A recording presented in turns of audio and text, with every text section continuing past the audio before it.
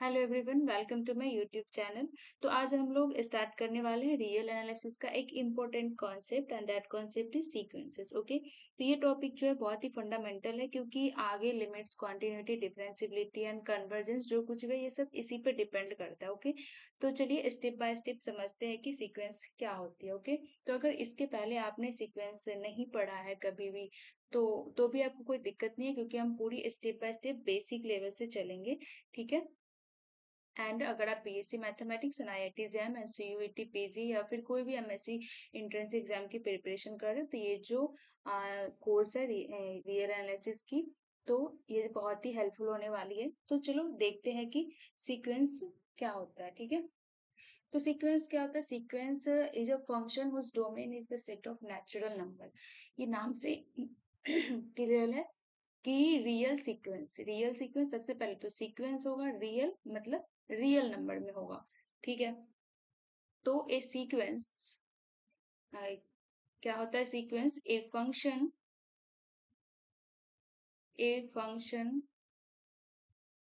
whose domain is a function whose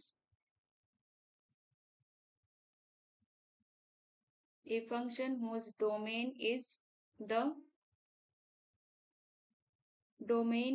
set of natural number. Domain is the set of natural number and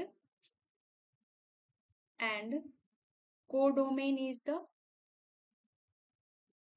and codomain is the set of real number. Codomain is the set of real number. Okay, set of real number is called a real sequence. Is called a real sequence. Real sequence. तो ये जो function है वो हमेशा real number ही output देगा। तो ये एक फंक्शन होता है जो डिफाइन कहाँ से? Set of natural number to the R पे। ठीक है, तो एक फंक्शन होता है जो डिफाइंड होता है नेचुरल नंबर टू आर। ठीक है, तो ये डोमेन इसका नेचुरल नंबर होता है, कोडोमेन रियल नंबर होता है। तो ये जो होता है ना, ये सीक्वेंस कहलाता है। ठीक है, तो सीक्वेंस को जो ये फंक्शन हमने यहाँ पे अप्लाई, तो सीक्वेंस को हम लोग डिनोट कैसे करते हैं? इस तरह से एस एन। ठीक है, एस एन इस तरह से इसको डिनोट करते हैं। तो अब ये क्या हो गया? That is a sequence S n is such that, तो मतलब ये हो गया कि एस एन एक फंक्शन है कहाँ से? Set of natural number N to R. Okay, set of natural number N to R में ये एक फंक्शन है जिसकी डोमेन नेचुरल नंबर है एंड को डोमेन जो है वो रियल नंबर है। ठीक है,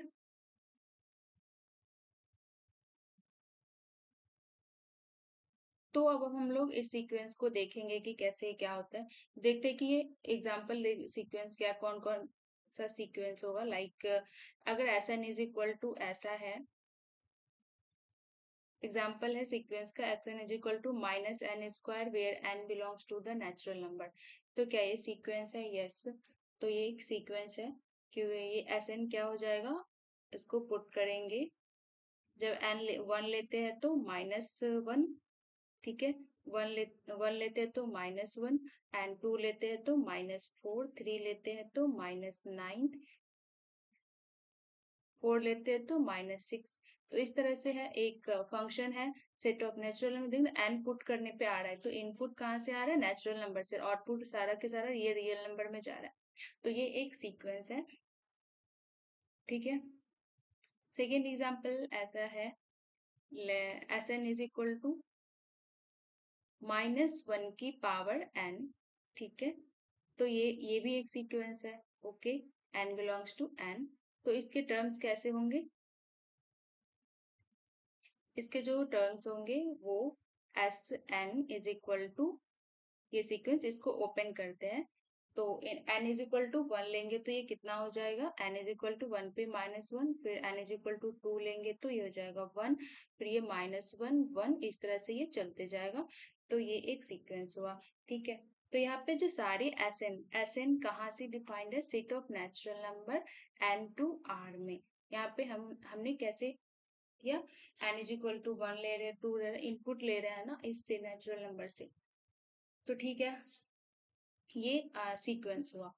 ओके, अब देखते हैं जो सीक्वेंस तो हमें समझ में आया। अब देखते हैं सीक्वेंस के कुछ टर्मिनोलॉजी देखते हैं कि टर्म्स कैसे होते हैं, फिर उसके डोमेन रेंज सीक्वेंस के कैसे होंगे, उसके कुछ नोटेशंस वगैरह, ये सब देखते हैं। ओके,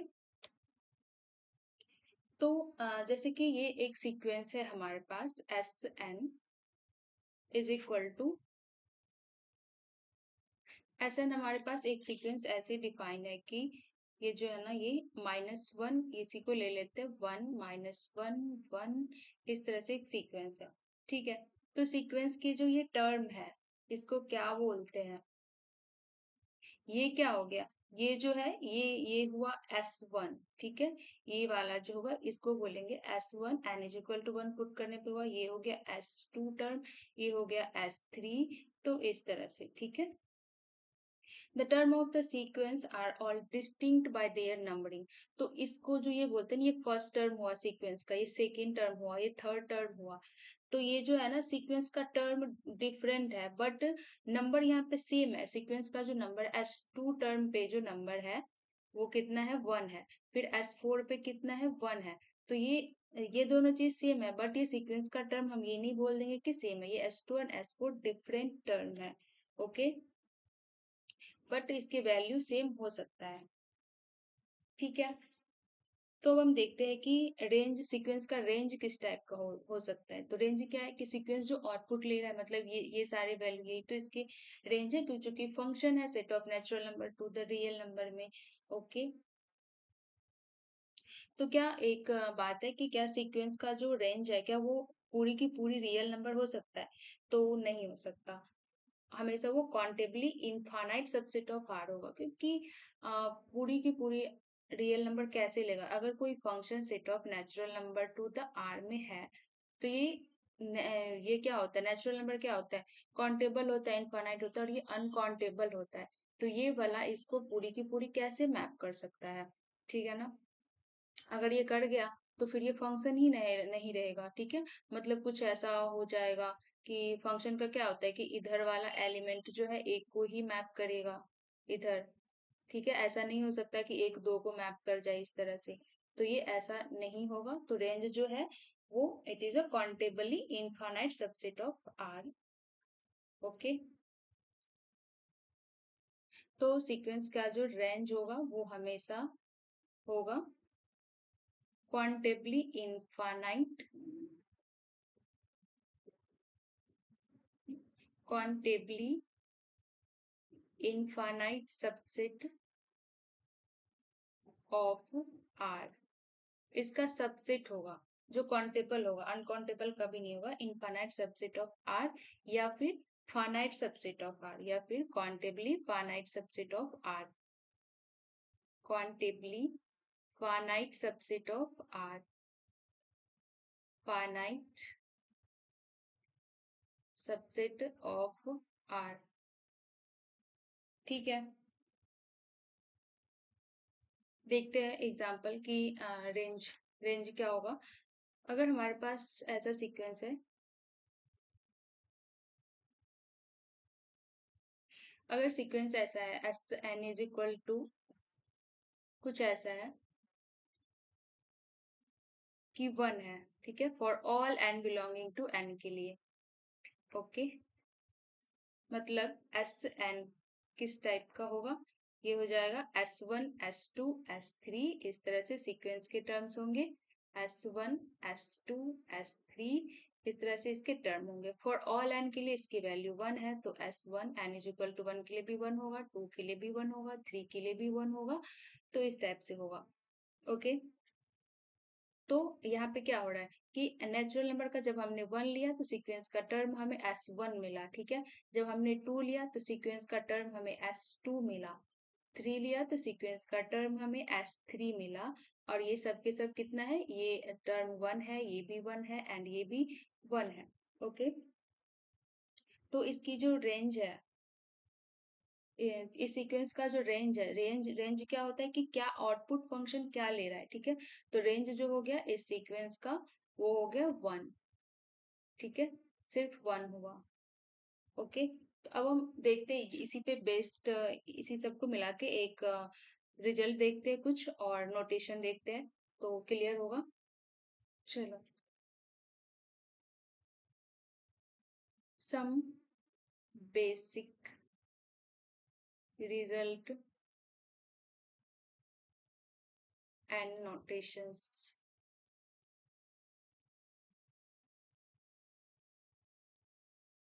ओके, तो फर्स्ट जो है,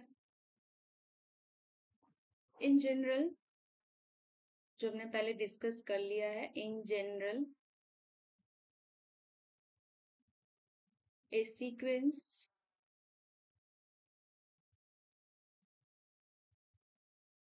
in general a sequence is denoted by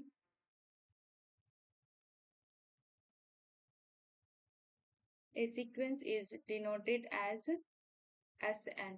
sequence जो है वो जनरली ऐसे डिनोट किया जाता है, and the terms and denoted and the terms are denoted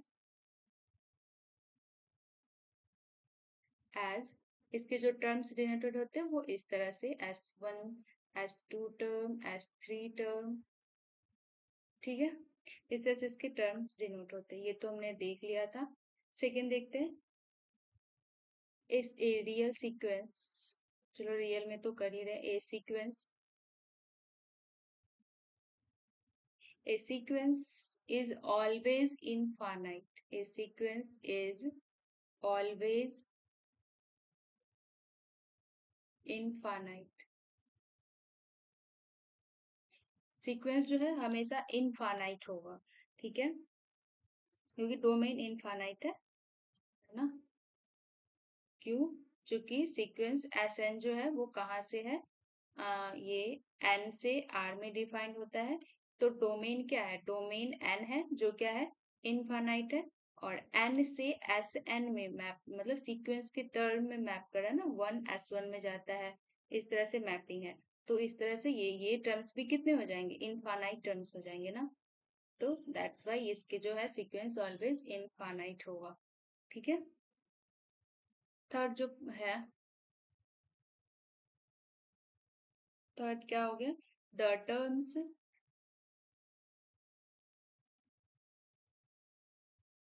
the terms S1, S2, S3, ये जो terms है are called as are called as the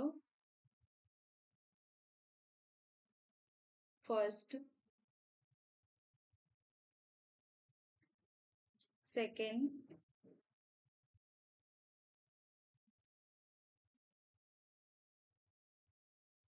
third terms, third, और इस तरह से terms respectively।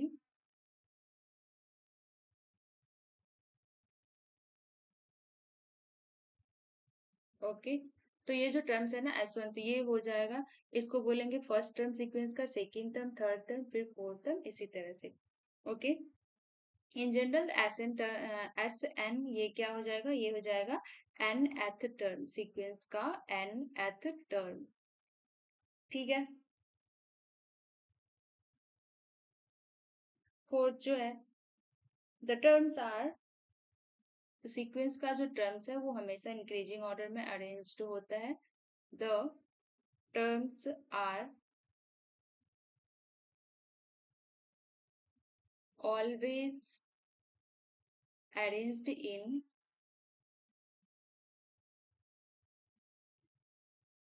Increasing order.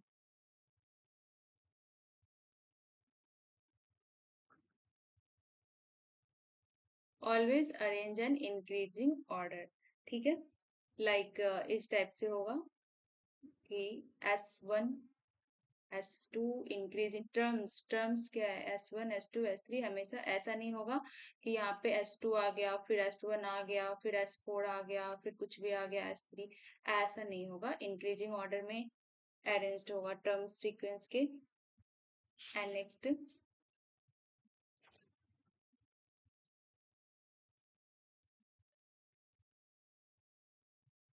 Next जो है fifth, the terms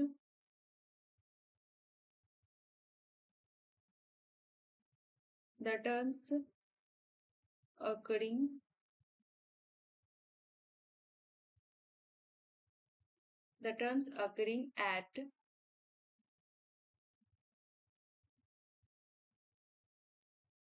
the terms occurring at distinct position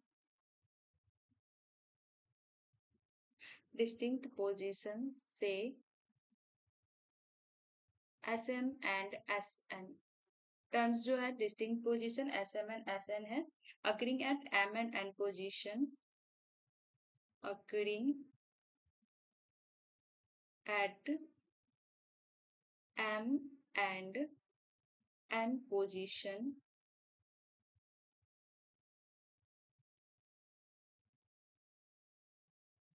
M and N positions are always considered are, ये हमने देख लिया है पहले, are always considered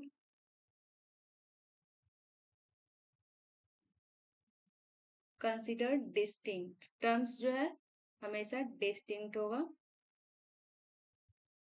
distinct even they have the same value, भले उस टर्म्स की जो वैल्यू है सेम होगा, फिर भी वो टर्म्स जो है ना वो डिफरेंट कंसिडर किया जाएगा। इफ दई, इसका हमने एग्जांपल देखा है पहले, इफ दई have the same value.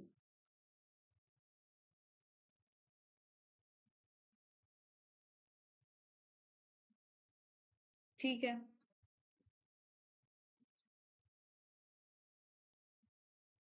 And 6 जो है ये क्या है, by definition of a sequence, by definition of a sequence, the terms of a sequence, the terms of a sequence can always be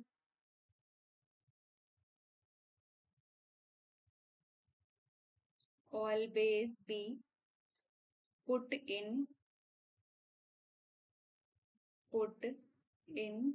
a bijection, put in a bijection with a set of natural number, with the set of natural number। इसका क्या मतलब हुआ कि sequence के definition से हमने देखा है कि सीक्वेंस जो है एक फंक्शन डिफाइंड होता है from the natural number to the R में। तो ये बोला है कि सीक्वेंस का टर्म नेचुरल नंबर के साथ हमेशा ये बाइजेक्शन मैप बनाता है, बाइजेक्टिव मैप बनाता है। ओके, बाइजेक्टिव मैप बनाता है तो क्या होगा, सीक्वेंस एस एन एन से आर में डिफाइंड होता है, तो एन एस एन में जाता है ना।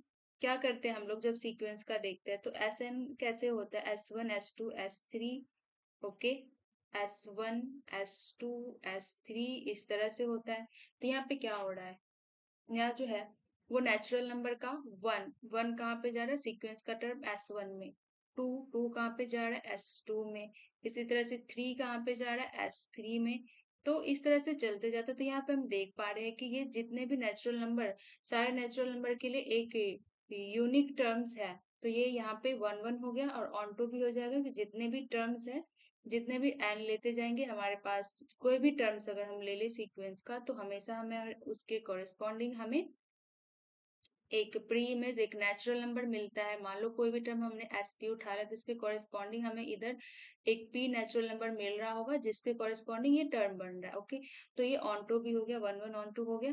तो ये जो मैप है इस तरह से ये क्या हो जाता है, बाइजेक्शन मैप हो जाता है नेचुरल नंबर एंड सीक्वेंस के टर्म्स में, ये बाइजेक्शन मैप हो जाता है। ठीक है, तो ये तो हो गया। तो आई होप यहाँ तक क्लियर हो। अब हम देखते हैं कुछ basic definition of the sequence, जो इसी सब के बेसिस पे हमें बहुत ही आगे ये सब क्लियर रहेगा, तो कोई प्रॉब्लम नहीं होगा। तो कुछ बेसिक डेफिनेशन देखते हैं, लाइक सीक्वेंस बॉन्डेड कब कहलाएगा, अपर बॉन्ड, लोअर बॉन्ड, ये सब तो देखते हैं। बॉन्डेड एवब सीक्वेंस कब होता है, सीक्वेंस को अब हम बॉन्डेड कब कहेंगे, सीक्वेंस तो इनफाइनाइट होता है सीक्वेंस के टर्म्स। तो अब देखते हैं सीक्वेंस बॉन्डेड एवब सीक्वेंस कौन सा होगा। अब हम सीक्वेंस की प्रॉपर्टी वगैरह देखेंगे। Bonded एवब sequence,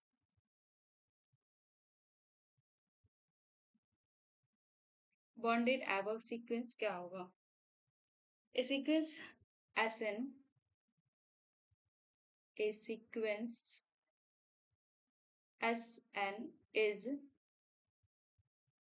a sequence Sn is said to be bonded, a sequence Sn said to be bonded above if there exists a real number, there exists a real number m, एक ऐसा real number exist करेगा m, जिसको हमने m नाम दे दिया, such that Sn less than or equals to m for all n belonging to the natural number। इसका क्या मतलब हुआ कि ये तो कि हमेशा हमें एक रियल नंबर मिल जाएगा जो सीक्वेंस के जो भी टर्म्स है वो उस नंबर से छोटा ही होगा। ठीक है, तो ये जो m है ये कहलाएगा, इसे बोलते हैं अपर बॉन्ड ऑफ द सीक्वेंस, और ये सीक्वेंस कहलाएगा, अगर हमें इस टाइप का बॉन्ड नंबर मिल जाता है m, तो सीक्वेंस कहलाएगा बॉन्डेड एबव, इसे बोलते हैं अपर बॉन्ड ऑफ द सीक्वेंस। ठीक है, ये हो जाएगा अपर बॉन्ड ऑफ द सीक्वेंस, और सीक्वेंस हो जाएगा अगर ऐसा एम एग्जिस्ट कर रहा है तो बॉन्डेड एबव सीक्वेंस। ओके, तो इसी तरह से बॉन्डेड बिलो भी होता है। पहले हम इस पे बॉन्डेड एबव पे थोड़ा एग्जांपल देख ले।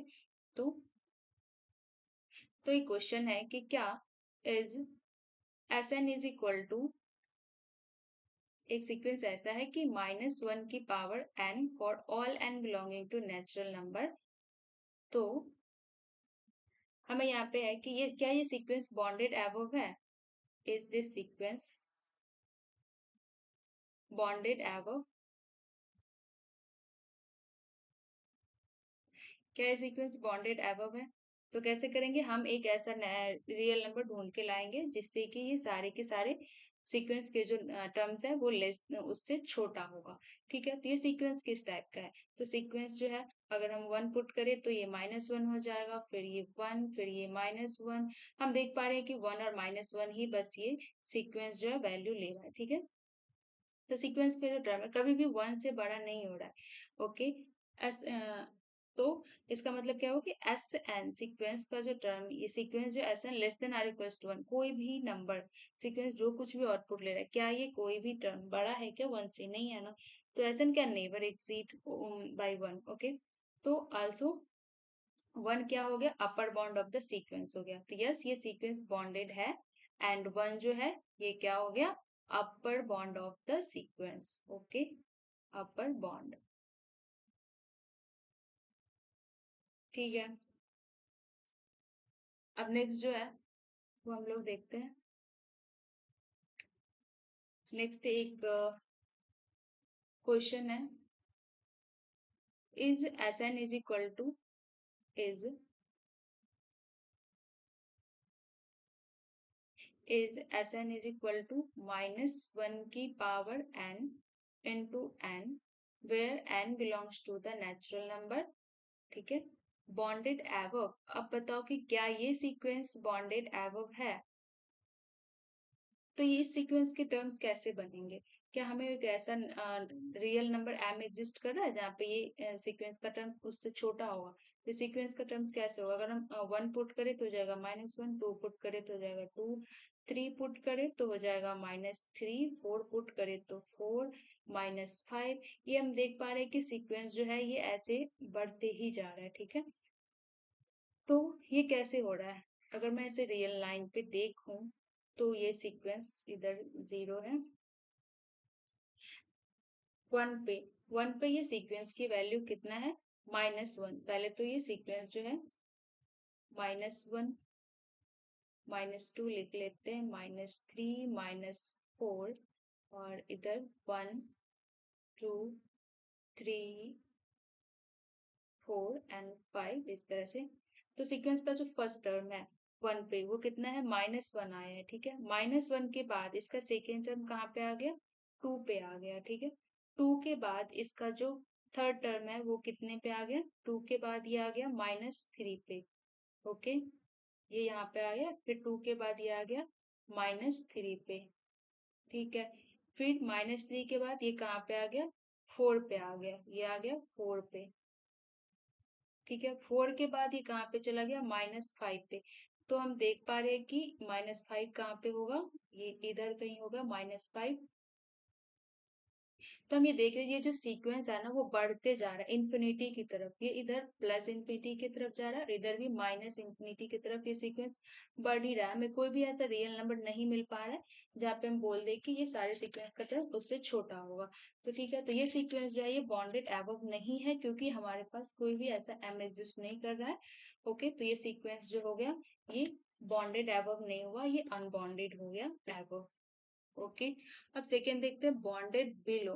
तो ऐसे ही जैसे बॉन्डेड एबव था तो वैसे ही बॉन्डेड बिलो सीक्वेंस कब बोलेंगे? Bounded below, bounded below sequence. तो ये सीक्वेंस हो जाएगा a sequence S n is a sequence Sn is said to be bonded below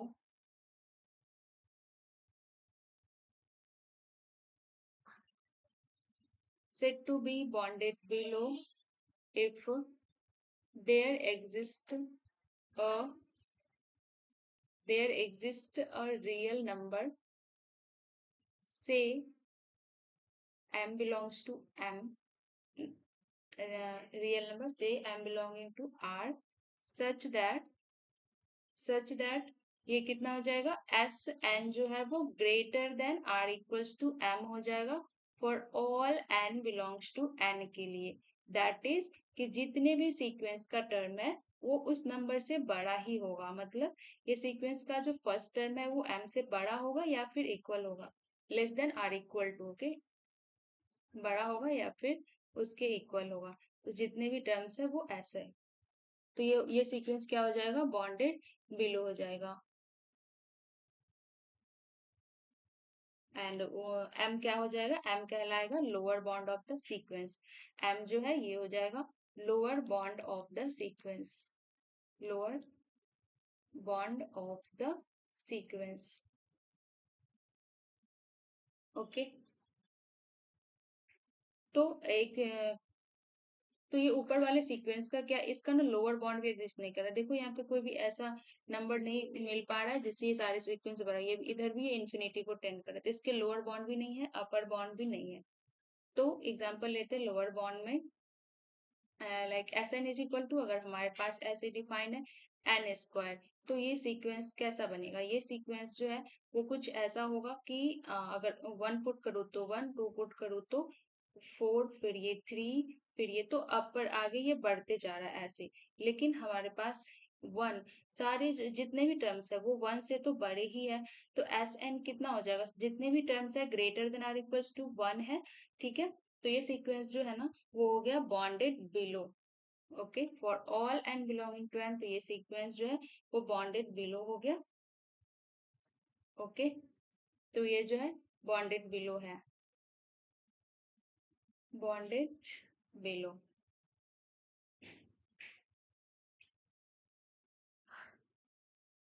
अब अगर ऐसा बन जाए sequence S n is equal to, ऐसा बन जाए कि -1 -2 -3 -4, तो क्या कोई भी ऐसा नंबर मिल पा रहा है जिससे कि ये सीक्वेंस बड़ा हो जाए? तो नहीं, ये इसकी जो ये जो सीक्वेंस है ये माइनस इंफिनिटी को जा रहा है, तो यहाँ पे हमें कोई भी एक ऐसा फाइनाइट रियल नंबर नहीं मिल पा रहा है जो कि इसे बॉन्ड कर पाए, तो ये क्या हो जाए, नॉट बॉन्डेड बिलो हो गया।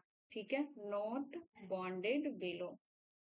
ओके, तो बॉन्डेड सीक्वेंस, तो यहाँ पे हमने क्या देखा कि ये सीक्वेंस जो है बॉन्डेड बिलो है बट बॉन्डेड एबव नहीं है, तो क्या मतलब हुआ कि बॉन्डेड बिलो जो है वो बॉन्डेड एबव इंप्लाई नहीं करता है।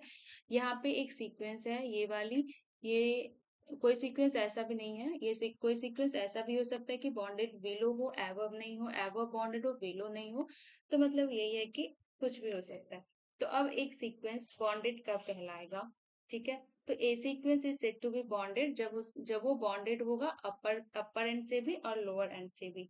ठीक है, तो सीक्वेंस का अपर लोअर बॉन्ड समझ गए, अब हम देखते हैं बॉन्डेड सीक्वेंस क्या होता है। बॉन्डेड सीक्वेंस, बॉन्डेड सीक्वेंस होता है a sequence S n is said to be a sequence Sn is said to be bonded when when when the following hold। First क्या होना चाहिए कि सीक्वेंस एस एन ये जो है इज बॉन्डेड एबव हो, इज बॉन्डेड एबव हो, and second ये सीक्वेंस बॉन्डेड बिलो भी हो, sequence S n is bounded below, ये दोनों चीज साथ में हो। ओके, कि बॉन्डेड एबव भी हो और बॉन्डेड बिलो भी हो, तो ये सीक्वेंस जो है वो कहलाएगा कोई भी सीक्वेंस बॉन्डेड। लाइक एग्जांपल देखते हैं यहाँ पे, अगर हमारे पास सीक्वेंस कुछ ऐसा दिया है S n is equal to 1 1 1, तो ये सीक्वेंस बॉन्डेड है, इसका अपर बॉन्ड कितना हो जाएगा, अपर बॉन्ड जो है वो 1 हो गया, एंड लोअर बॉन्ड भी कितना हो गया, 1 हो गया। सीक्वेंस के सारे टर्म्स कितना है, greater than or equals to 1, greater तो नहीं है बट इक्वल टू 1 है, and also less than or equals to 1, less than तो नहीं है बट 1 है, तो लोअर एंड अपर बॉन्ड यहाँ पे सेम है और ये सीक्वेंस बॉन्डेड है। ठीक है, अगर सीक्वेंस ऐसा हो जाए, एक और देखते हैं कि ऐसा हो जाए 1 2 1 2 इस तरह से, तो क्या ये सीक्वेंस बॉन्डेड है? यस, ये सीक्वेंस बॉन्डेड है क्योंकि ये सीक्वेंस ऊपर से less than or equals to 2 है एंड नीचे लोअर बॉन्ड जो है greater than or equals to 1 है, तो ये इसके लोअर बॉन्ड हो गया, ये इसके अपर बॉन्ड हो गया, तो यस इसके लोअर एंड अपर बॉन्ड ये हो गया एम और ये हो गया एम, दोनों एग्जिस्ट करता है, तो ये सीक्वेंस बॉन्डेड हो गया। ओके, तो आज तो ये इतना ही बॉन्डेड सीक्वेंस तक। अब आगे देखेंगे हम लोग, नेक्स्ट डे देखेंगे और भी कुछ प्रॉपर्टी, एंड उसके बाद देखेंगे सीक्वेंस की कन्वर्जेंस की बात करेंगे। ओके, तो आज के लिए इतना ही, मिलते हैं नेक्स्ट वीडियो में।